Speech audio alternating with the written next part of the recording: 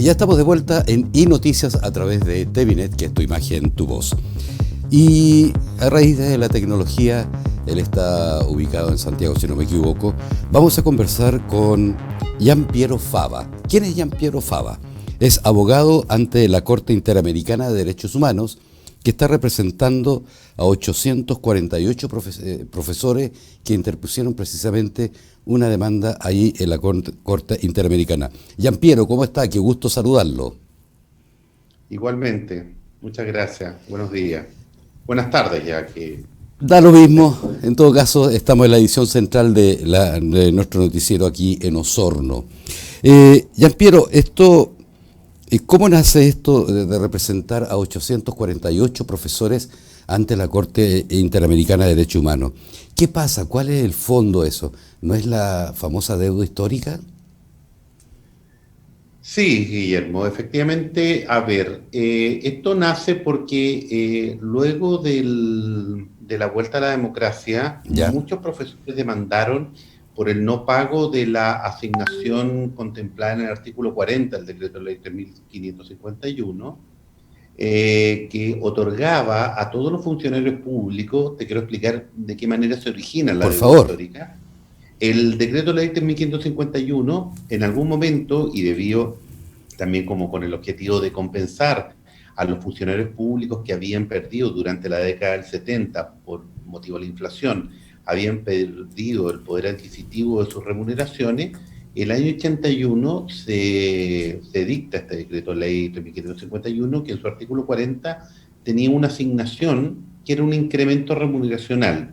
Ya. Exactamente, el decreto nombraba esto como una asignación no imponible, que iba a Ujú. significar, era como una inyección monetaria a los sueldos base de los funcionarios públicos. Y le significaba un aumento de entre un 40 y un 95% de los Wow. sueldos base. ¿Ya? Ya. Y efectivamente se aplicó, esto una política pública bien importante y que por lo tanto se iba a ir aplicando en 4 años, entiendo. ¿Ya? Ya. Del 81 al 84 era como un compromiso del Estado por tratar de recuperar el valor adquisitivo de las remuneraciones del sector público. Correcto. Por ponerte un ejemplo, a principios del año 70, lo que eran 100 pesos del año 81 estaban equivaliendo a 28 pesos. Exacto. Eso por motivo de la inflación. Entonces era muy fuerte y por lo tanto había una política estatal destinada a mejorar a los funcionarios públicos. Pero ¿qué es lo que pasó? El mismo año 81, que es el año de dictación de este decreto y de aplicación, por lo tanto, Claro. los profesores que en esa época dependían del Ministerio de Educación Pública pasaron a ser dependientes de las municipalidades. Ese Ya. fue el año de la municipalización de la educación chilena. Y por lo tanto, los municipios dejaron de pagar esta asignación. ¿Por qué? Porque consideraron que efectivamente ya el profesor no era funcionario público, era un funcionario que estaba sujeto a las disposiciones contractuales de la municipalidad y evidentemente no están dentro del estatuto administrativo los profesores de los municipios. Entonces muchos municipios dejaron de pagar esto. Ya. Los profesores, como te decía originalmente, demandaron al Estado de Chile a partir de los años 90. Y muchos ganaron, eh, obtuvieron sentencias favorables que adquirieron el carácter de firme y ejecutoriada, es decir, sentencias que no podían ser revisadas nuevamente. Correcto. Y en algunos casos fueron perdiendo porque la Corte Suprema, o sea, el Estado lo defendía el Consejo Federal del Estado, y fue cambiando, fue asentando una determinada jurisprudencia en la cual sostenía que por ser funcionarios públicos no tenían derecho a esto. Lo cual, evidentemente, para el gremio docente fue un golpe muy duro, aun cuando hubieran perdido en los tribunales. A ellos les parecía que había aquí una disquisición jurídica que no era el compromiso original. El compromiso original era favorecer a los funcionarios públicos con un incremento de renta. Los profesores, sin tener voluntad en ese traspaso, son traspasados a la municipalidad y por lo tanto pierden gran parte de su remuneración o por lo menos gran parte de su expectativa de mejora remuneracional. En el caso de los profesores que nosotros representamos, Ya.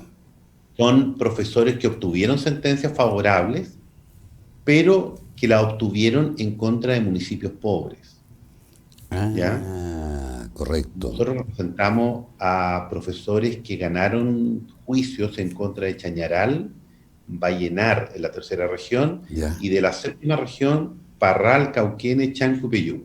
Ya. Representamos a profesores que solamente obtuvieron sentencia en esas comunas. Ya. Pero como eran municipios pobres, o sea, no había ni una posibilidad para el municipio de obtener o sea, por lo menos gestionar un pago si no dependía del nivel central. Correcto. ¿Y el nivel central no proveyó o no procuró los fondos para que en ese traspaso se pudiera cumplir este aumento o este bono de inyección? Efectivamente, como dice Guillermo, el Estado central se desentendió del tema. Se desentendió Se de todo. desentendió porque era bastante dinero. Yo creo que se desentendió, y aquí voy a tratar de interpretar un poco lo que ha sido este juicio histórico.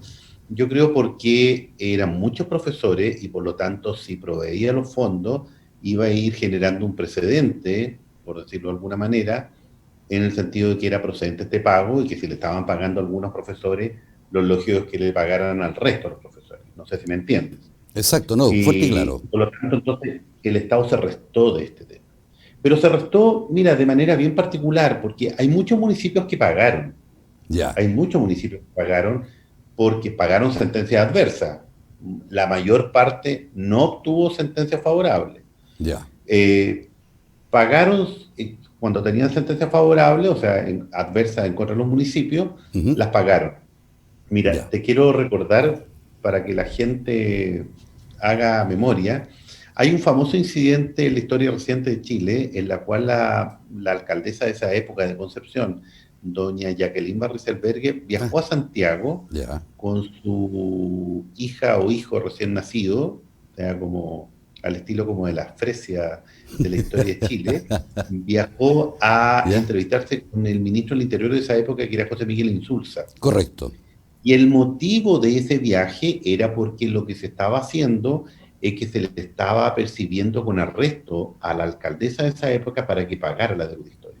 Ya. Y ahí el gobierno de la época le comprometió los recursos y entiendo que hubo una operación de leaseback con el estadio de Concepción.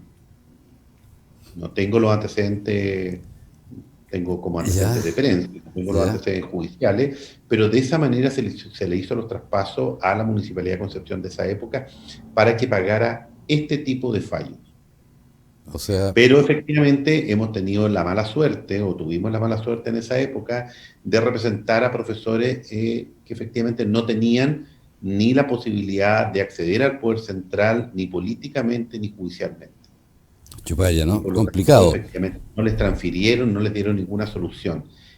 Mira, en realidad en estos juicios, y tengo que ser fiel a la verdad, en algunos casos, por ejemplo, en el caso de Chañaral, el alcalde de la época, por ahí por el 2010, Ujú. se consiguió recursos a través de la Subdere, le hizo unos abonos a los profesores, Ah, ya. reconociendo una deuda del fisco, le hizo unos abonos a los profesores. Y eso pasó también un convenio similar en Parral, donde también se le pagó una ínfima parte, pero los alcaldes hicieron los esfuerzos, querían pagarle a sus profesores, son comunidades locales más estrechas, donde ellos tienen una relación bastante más directa con sus ciudadanos, Claro. vecinos, profesores en este caso, y por lo tanto los profesores se mostraron bastante dispuestos a hacer todos los esfuerzos, pero nunca obtuvieron un apoyo a nivel central.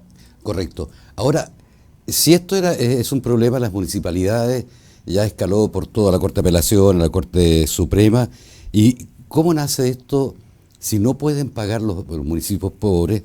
¿Cómo se escala esto a la Corte Interamericana de Derechos Humanos, Jean Piero? Mira, Guillermo, buena pregunta. Lo que pasa es que este tema, bueno, te encuentras con un muro porque, para explicártelo en términos simples, Por favor. eran juicios que estaban en contra de los municipios. Los Claro. municipios perdieron estos juicios, pero para que se pague una sentencia judicial, el alcalde tiene que emitir lo que se llama un decreto de pago. Y ese decreto de pago tiene que estar avalado por el mismo Consejo Municipal. El Consejo Municipal, si advierte que no hay fondos suficientes en esa municipalidad, no puede autorizar al alcalde a emitir un decreto de pago. Por supuesto. Se compromete personalmente el Consejo y el alcalde también se compromete por notable abandono de sus deberes. O sea, el alcalde no podría comprometerse más allá de lo que son sus recursos financieros. Exacto. Por lo tanto, los profesores se encontraron derechamente con un muro porque, para explicártelo de manera muy patente, por ejemplo, en el caso de Chañaral,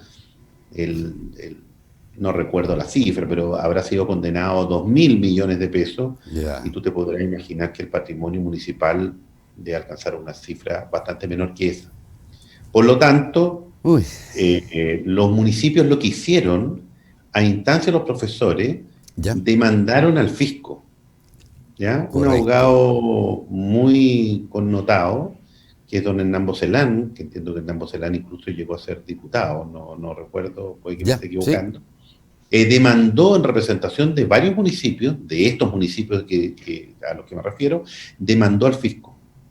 Y la Corte Suprema terminó resolviendo que no había una norma expresa por la cual se pudiera obligar al Estado de Chile, en cuanto fisco, en cuanto a carácter patrimonial, a transferirle los fondos necesarios al municipio. Por lo tanto, eso se cortó un camino. Por otro lado, como te decía a propósito de la alcaldesa Jacqueline Barriselberger, se cortó el camino del arresto al alcalde, o sea, la medida de apremio personal también se eliminó porque se modificó la ley. Incluso la actual senadora Jacqueline Barriselberger, yo entiendo que recurrió incluso al sistema interamericano, sosteniendo que aquí había una prisión por deuda y que por lo tanto eso era contrario al pacto de Costa Rica, de San José de Costa Rica, y por lo tanto logró que el Estado de Chile modificara Y además se logró una tercera modificación que le cortaba aún más los caminos a los profesores en este caso, que es que se decretó la inembargabilidad de la mayor parte de los bienes municipales. Por lo tanto, no tenías una norma por la cual demandar al Estado, los municipios no podían obligar al fisco a aportarle esos fondos para dar cumplimiento a la sentencia, ya no tenían un apremio personal y tampoco tenían el riesgo de que le pudieran embargar más bienes de aquellos que marginalmente se le podían embargar. O sea, estaban realmente atados de manos. Se toma la decisión de recurrir entonces al sistema interamericano. El sistema interamericano establece ciertas garantías a los ciudadanos que están obviamente avaladas por un tratado y por lo tanto por la protección judicial en un sistema internacional, en la cual nosotros considerábamos que se habían vulnerado normas del debido proceso, normas de la garantía de protección judicial, del plazo razonable para dar cumplimiento a ciertos fallos. Se había vulnerado la propiedad privada porque esos fallos, en cuanto otorgaban derechos respecto a determinadas asignaciones, entraban al patrimonio de las víctimas y por lo tanto también era una garantía que se estaba vulnerando. De todas maneras. O sea, ¿y en qué va el fallo de la Corte Interamericana? ¿Hay luz verde, no hay luz verde? Mira, a ver, nosotros hemos estado desde el año 2005, donde se presenta esta denuncia, que se llama Profesores de Chañaral en contra del Estado de Chile, y al cual luego de eso se sumaron los municipios de Vallenar, Parral, Cauquenes, Chanco-Peyúgue. Exacto. Estamos desde el año 2005. ¿Ya? Y el año 2019 fuimos citados después de una serie de trámites, audiencias. Hemos viajado muchas veces a Washington, que es donde generalmente sesiona la comisión, aun cuando es una comisión itinerante que sesiona en otros países también. El año 2019 somos citados a una comisión de trabajo, a una reunión de trabajo. Con el Estado de Chile. El Estado de Chile se compromete en esa reunión de trabajo de manera pura y simple, no una interpretación nuestra. Dice que va a cumplir las recomendaciones de la comisión. Este es un trámite, Guillermo, que principalmente se lleva ante la Comisión Interamericana de Derechos Humanos. ¿Ya? se lleva ante la Comisión Interamericana. La Comisión Interamericana hace este análisis, hace una investigación respecto al tema para darle la admisibilidad y la viabilidad a este caso. Ya. Y el año 2019, a finales del 2019, ante la falta de cumplimiento de ese ofrecimiento que nos hacen en la ciudad de Quito, en Ecuador, la Corte eleva el caso ante la Corte Interamericana. Por lo tanto, yo diría que desde enero del 2020 el tema adquirió como otra velocidad por cuanto entró a la Corte Interamericana. La Corte Interamericana tiene un proceso reglado como un tribunal de la República chileno, como lo que conocemos acá. ¿Ya? Es decir, no está sujeta a cierta discrecionalidad en el impulso del estudio de los antecedentes, sino que tiene un tema arreglado. Y hoy en día, entre lunes y martes, se realizaron las audiencias finales. Ah, qué y bueno. Si me quieres preguntar cómo lo veo, yo creo que acá, evidentemente, hay una vulneración evidente de las garantías de la protección judicial, del debido proceso, del plazo razonable, de la propiedad privada. Yo creo que eso quedó bastante acreditado en la audiencia. Yo creo que aquí, yo te diría que no hay mucho espacio de defensa del Estado. O sea, el Estado ha sido un maltratador con sus profesores en este caso. O sea, no existe una razón de fondo por la cual el Estado deje la desprotección a estos profesores, atendía la edad, atendía la situación en la cual se encuentran, una demanda en contra del mismo Estado, porque en algunos casos la Corte Interamericana puede conocer demandas de ciudadanos en contra de otro tipo de entidades. En este caso se está accionando en contra del Estado. De todas maneras, por lo tanto, tenemos un plazo ahora durante junio para presentar un escrito de cierre, donde como que haces como observaciones a la prueba y haces como un cierre de todo lo que ha sido esta investigación que ya va a cumplir 18 años más o menos, porque esto se acerca a los profesores del año 2013, ¿ya? Y por lo tanto nosotros vemos, no voy a decir con optimismo, porque en realidad decirle a los profesores que estén contentos después de todos estos años, ellos llevan 25, 27 años demandando al Estado. Entonces hay como cierto pudor en decirle a los profesores, oiga, mire, sabe que les tengo una buena noticia. O sea, les tengo una noticia que debió haber pasado hace 20 años, pero ellos siguen optimistas, siguen esperanzados en que este tema se pueda resolver favorablemente. Pero por último, Guillermo, como dice el dicho popular, el diablo está en los detalles, y por lo tanto, efectivamente, podemos encontrarnos con un fallo, y también podemos encontrarnos con un fallo favorable, pero nos podemos encontrar con un Estado que termine manteniendo la actitud dilatoria y obstaculizadora que ha tenido durante todos estos años. O sea, aquí el Estado no le ha querido cumplir a los profesores, y por lo tanto, nada me da garantía para que el Estado no persevere en esa conducta. Y yo creo que, y también, Gianpiero, yo quiero recordar al Estado que los que están ahí fue gracias a un profesor también, igual que usted, igual que yo, igual que todos los que estamos acá, somos producto de un profesor. Gianpiero, le quiero agradecer por su amabilidad de atendernos, y la cámara para que se despida y con, ojalá, buenas noticias para nuestros profesores. Es de esperar. Nosotros, bueno, no tenemos las precariedades económicas de los profesores que esperan algo que les pertenece a ellos, pero exacto, hemos tratado de poner la perseverancia y el esfuerzo profesional durante todos estos años, y me sentiría personalmente muy satisfecho de que efectivamente profesores que le tengo cara, yo conozco a los profesores, yo viajo habitualmente a estas comunas de Santiago y efectivamente recalco lo que tú dices, efectivamente, no solamente la sencillez de ellos, sino que la importancia que tienen en sus comunidades locales. Eso es lo que le decimos a Santiago, profesores, ellos son maestros a nivel local, y en realidad, sin lugar a duda, el Estado les debiera dar un mejor trato. Sin lugar a duda, Gianpiero. Muchas gracias, Gianpiero Fava, que él es abogado ante la Corte Interamericana de Derechos Humanos, por este litigio que hay entre la deuda histórica de nuestros profesores con el Estado de Chile. No se separen, ya volvemos.